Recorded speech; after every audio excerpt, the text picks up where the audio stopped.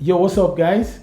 Recently Chris Rock, the comedian, had a Netflix special, which was really quite entertaining.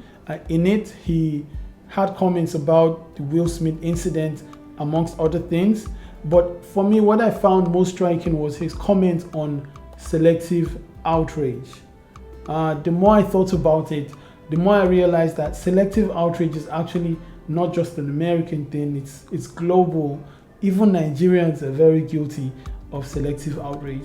So, what is selective outrage, and how have Nigerians perpetuated selective outrage for decades, time and time again, without even knowing? Let's talk about it.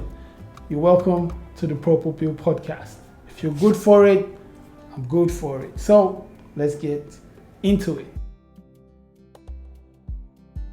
Selective outrage is now a thing. It's a big thing. That thing human beings do when a stranger does something wrong and everybody comes out to attack and condemn. But when it is someone very close to us that does that same wrong, and we are quick to look the other way and pretend like we didn't see it, yeah, that right there is selective outrage.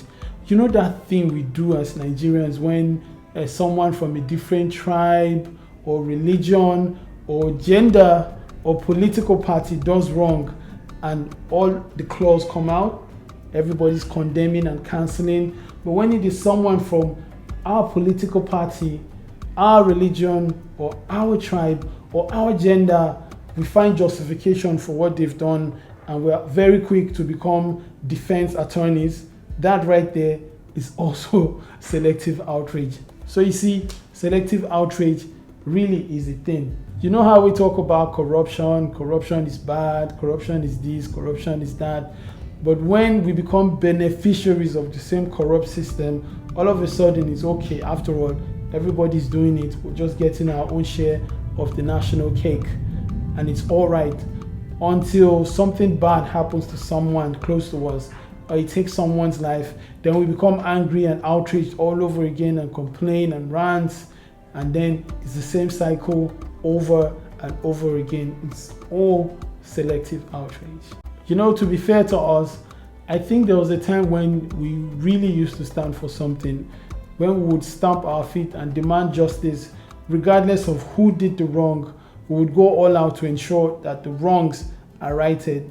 But it felt like as the system consistently failed to deliver the justice that we demanded, we became detached, less invested. You know how they say hope deferred makes the heart sick. It is possible that at that point we decided to realistically cut down on our expectations and our drive. So our outrage for the most part now is performative. It has a form of outrage, but there's no real power behind it. So it feels like we've entered into a state of studied helplessness, where we have convinced ourselves that there's nothing we can do to change anything or to right any wrongs, that we no longer count in the scheme of things, and that, we just there, God will help us. With sentiments like that. That's why people do the most outrageous things and get away with it. But the question is, are we really that helpless? Do we not have any power at all? And if that is so, how can we get the fire back? How do we ensure that justice is served regardless? How do we ensure that the wrongs are righted and that our values are not violated over and over again? I wish I had the answers.